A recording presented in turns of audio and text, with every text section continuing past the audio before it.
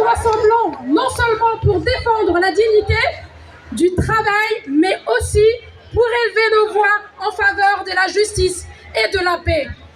Car que vaut le travail si la vie humaine elle-même est sans valeur?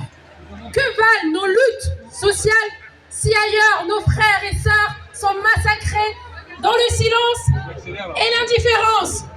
Je prends la parole aujourd'hui avec le cœur lourd pour rendre hommage aux innombrables victimes des massacres dans différents pays, perpétrés en République démocratique du Congo également aussi. Il y a dans les villes de Beni, Ituri et Misembwa, au niveau de la ville de Goma.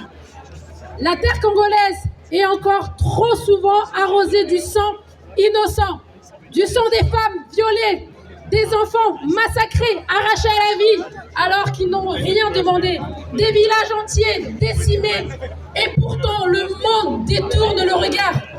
Et pourtant, Macron soutient cela. Macron soutient le Rwanda.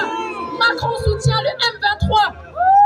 Pourquoi tout cela? Juste par rapport aux minerais. Le silence international est assourdissant. La douleur de notre peuple est profonde, mais elle ne doit pas être vaine. Nous devons nous souvenir, non pas pour nous enfermer dans le chagrin, mais pour réclamer la vérité. Nous devons nous souvenir pour exiger la justice. Nous devons nous souvenir pour agir. Nous devons tous agir pour la paix. Nous devons agir pour la RDC.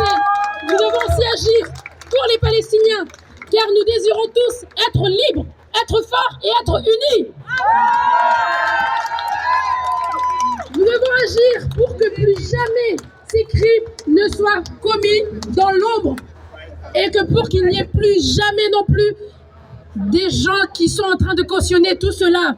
Aujourd'hui, je vous invite à être des relais de cette mémoire, des bâtisseurs d'espoir, des voix pour les sans-voix, car chaque vie compte, chaque cri doit être entendu et chaque combat pour la dignité humaine est un pas vers un monde meilleur. À nos martyrs, nous promettons de ne pas oublier, de ne jamais baisser les bras et de ne jamais nous dire que nous sommes vaincus. Et à nos peuples, nous promettons de continuer à nous battre becs et ongles et nous ne lâcherons pas. Et à l'humanité, nous demandons d'ouvrir les yeux, ouvrez les yeux, tendez la main. Le temps du silence est terminé. Nous devons dire non au massacre, non au génocide, non au viol et non à la violence. Je vous remercie.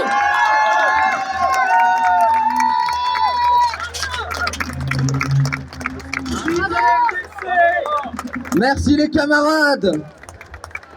Celui que je vais maintenant accueillir sur ce camion, il a une écharpe bleu, blanc, rouge.